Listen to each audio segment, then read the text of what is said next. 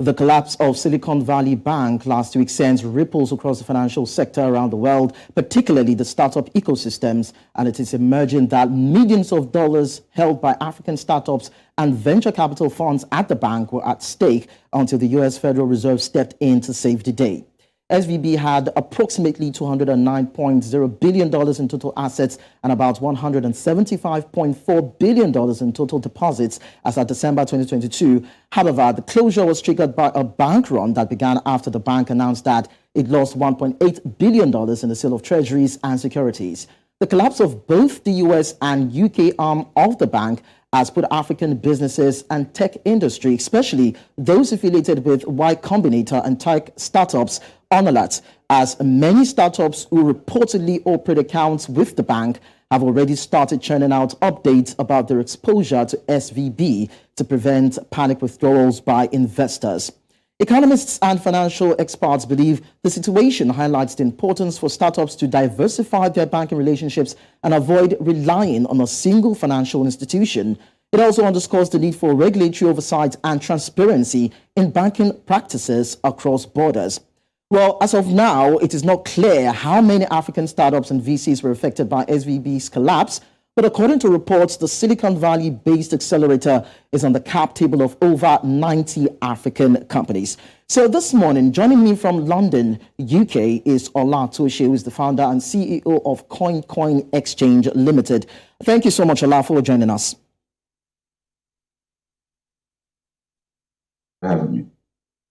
All right, so SVB actually collapsed due to a combination of different factors, but most notably, the heavy investment it had in long-term U.S. government bonds, which actually was considered safe at some point, but began to lose a value because, of course, interest rates began to spike and it began to lose value over time to the point that depositors started panicking and started withdrawing their funds. But the question is, was this particular situation avoidable from the onset?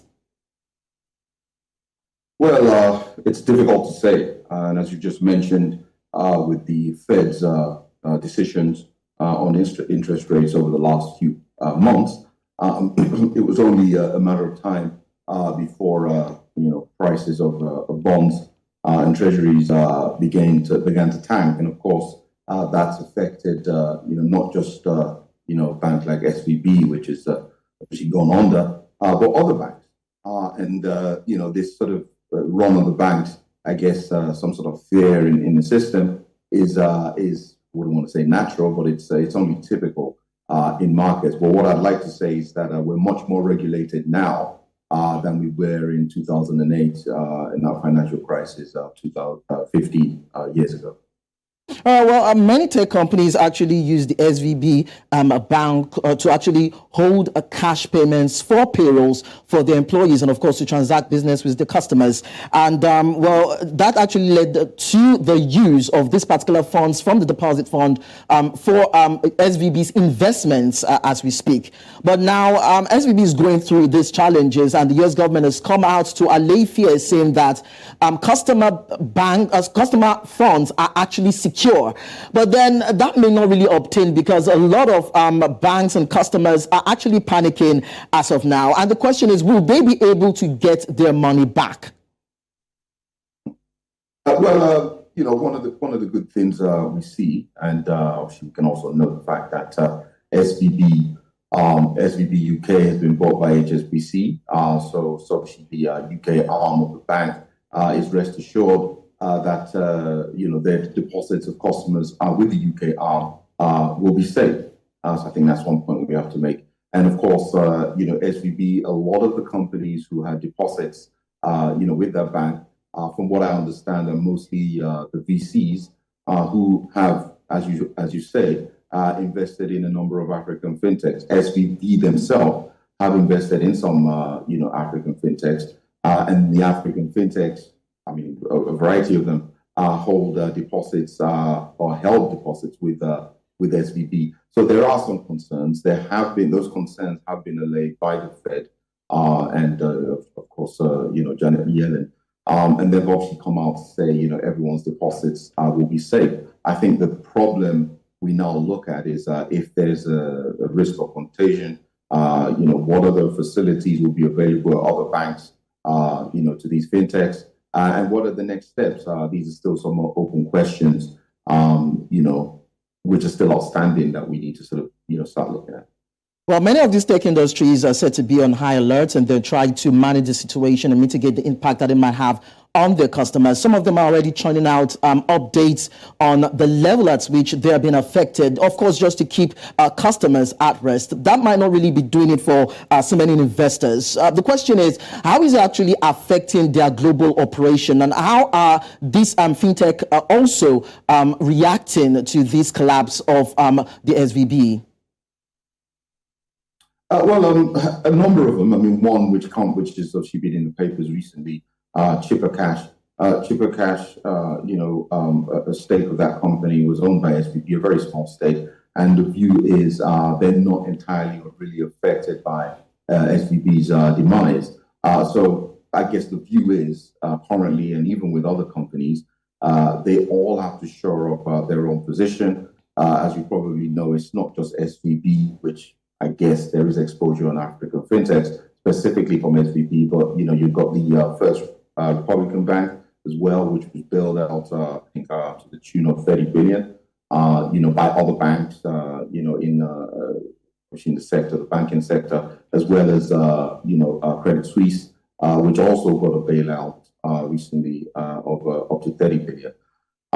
In spite of all that, the ECB, as of yesterday, the day before, I believe, raised their rates in line with their trajectory and their need to stifle inflation.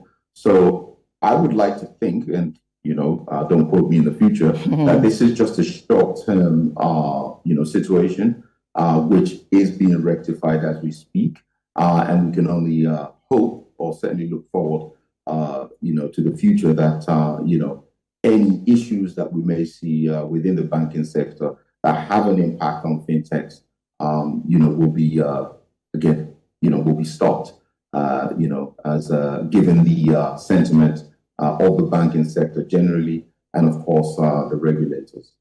All right, well, let's bring it back home a bit. Some African companies, tech companies, are said to be affected. According to reports, about 90 African companies are affected by this collapse. And, well, if you look at some of them, some are affiliated with Y Combinator tech startup. And we are wondering how this is actually delving into their finances and their operations. Earlier on, we talked about the issue of contagion, but I'd like to know, to what extent do you think there's a contagion as regards these African startups and what's happened? Well, from what we've been able to see so far, and it is still early days, none of the African startups have actually come out and said, they're facing crisis or they're in crisis mode. The understanding we have is a number of them are in discussions, perhaps for sales or potential merger and acquisition opportunities, but we're not seeing, or certainly not hearing, any fintech specifically in Nigeria, for example, that have suffered considerably because of what's happened to it. Now, there could be a short-term issue with regards to sort of payrolls, as you mentioned earlier, making payments to staff. A number of fintechs actually use SVB to hold deposits and make payments. But I'm fairly certain that once they get hold of their deposits, there will be an opportunity to use other banking facilities which provide, similar services to the African region. So my view is, I think it's early days at the moment. A lot of the investments we've seen in African fintechs that have come from San Francisco or come from the States have gone into these fintechs which are providing value and good solutions. And those values and those solutions are evident, even now in the Nigerian payment system, for example. So the value is still being offered, and I feel that these fintechs, certainly here in Nigeria, because I'm in Abuja presently, will continue to do well, and will continue to provide value. So it is a short-term sort of issue with regards to what banking facilities are available, but I believe that will be rectified very soon. There is access, to deposits, and of course there are other banks, which will pony up and offer their services. So I think it's too early to say that, this contagion risk may sort of result in a wider issue. I think it's too early to say that. But I'm highly doubtful that we'll have any bigger issues from my perspective. But then, Ola, don't you think that they should have known better? Because we're having issues of these banks or these startups not being able to access their funds. Some in the tune of 2 million, maybe 1%. Some in the tune of maybe $250 million domiciled in SVB. So don't you think that they should have known better in terms of diversifying their banking relationships? Because you also mentioned the fact that there are other financial systems that they could have approached. So don't you think there could have been some sort of preventive or preemptive measures so that they do not get deeply involved in this collapse? Well, I mean, it's always wise to diversify, right? So why hold all your deposits, one bank? But the way it works, or certainly make all your payments from one bank. But the way it works is it's always on relationships, right? If a relationship is good, you tend to want to stick to that. And a lot of us in fintech tend to hold on dearly to our banking relations. So we're more likely to have, maybe more than one or sometimes two, banks that we would use to sort of make payments in the traditional, payment way. But that said, and on to your point, diversification is now key. And I think we're now at a stage whereby we can't just look at this and say, well, I need access to banking services. I need access to payment services. I need access to another bank to hold deposits. We need to look at the whole nature of banking itself. And there's need to look at alternatives to banking and alternatives on how we hold value and how we make payments. Such an alternative is, what our business is about. We're not a bank. We're a digital assets exchange. We also provide custody, with high level security for digital assets. Our platforms allow you to store and hold your value and certainly make payments in a much a more advanced, if you like, based on the blockchain tech, a more advanced, format, which the banks currently don't have. So I think it's time that fintechs, not just fintechs like ours, but all fintechs, payments and whatnot, consider looking at alternatives, which the banks are currently not.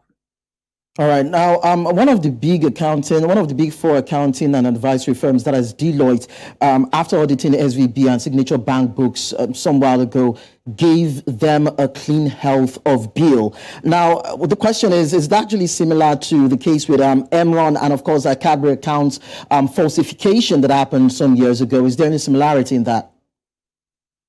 No, I think what's happened here is a lot different.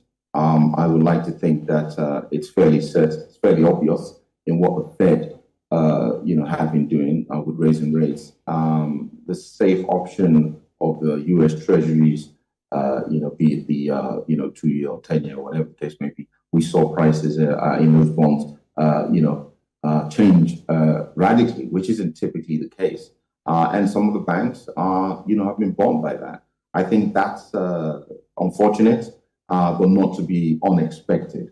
That said, I don't think there are any other specifics around what the banks were doing or around, obviously, their their books, which, to your point, similar to what had happened before with the likes of Enron.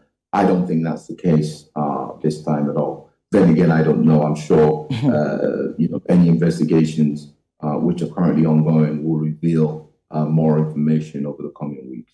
All right. Ola, before this banking sector burst, many tech companies and, of course, independent firms have actually been relieving some of their workers. They've been laying off workers, as it were. But now that we have this situation at hand, are we seeing more job losses within the banking financial system, or you are expecting some sort of merger acquisitions to save the day? Yeah, I mean, a lot of the larger banks are, much more capitalized. If you look at what happened with the UK arm of SVB with, HSBC swooping in to buy that up, that's, a standard practice in banking. And we expect such to continue.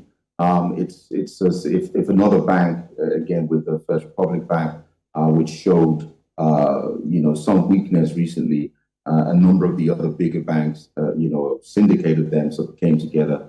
And my understanding is, I'm right, $30 billion was raised and put together with the oversight of the Fed to sort of buy back or certainly, liquidate or provide some liquidity, if you like, to First Republic Bank. And First Republic Bank have actually, in spite of the money they've received, have actually come out and they've been more transparent about their cash position and where they actually stand. So I think the damage that's been done this week is probably all the damage we'll see in the short term.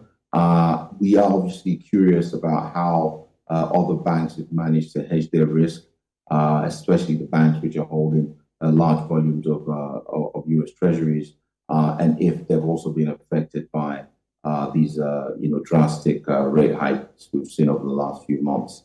So again, there are obviously certain metrics we can look at in terms of how the funds received by these banks is working for them. But we also need to look at how other banks are capitalized.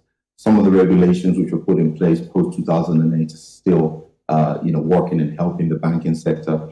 So again, it's currently from my perspective, I like to think the worst of the damage is behind us. But I also feel that it's a little bit too early. We're all eager and curious to see what the Fed will do next week. If the Fed will continue with its aggressive rate hikes to stem inflation, or if they're going to pause that, given what's happening in the banking sector. So I think we shouldn't rush to conclusions, of course. It's too early to say that, this will be stemmed and it's all over, albeit I would like to think the worst is behind us. But I also think that we need to wait at least for the next few weeks. Let's see what the Fed does next week. Let's see how the markets react. All right, no problem. Then we'll continue to wait and monitor the situation and see what help or respite can come by the way of these African startups. Thank you so much, Ola, for joining us. Thank you for having me, Lebron. Appreciate it. Thank you. All right.